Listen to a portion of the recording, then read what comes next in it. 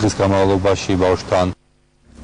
გიორგი მარგველაშვილი 47%, დავით ბაქრაძე 15%, ნინო ბურჯანაძე 12%.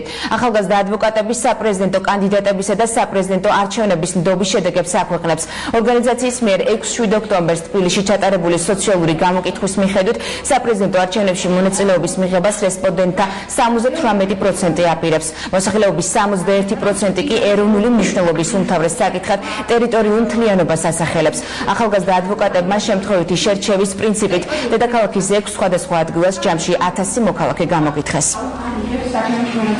საპრეზიდენტო კანდიდატებს შორის ხმები ნაწილდება შემდეგნაირად 47%-ით ლიდერობს გიორგი მარგველაშვილი, ხოლო ოპოზიციურ კანდიდატებს შორის ნდობა გამოცხადებულია საზოგადოების მხრივ ნინო ბურჯანაძესა და დავით ბაქრაძეს შორის.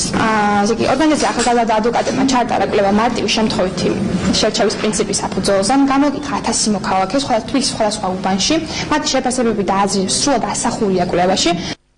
რამდენიმე წუთში დავბრუნდებით პირდაპირ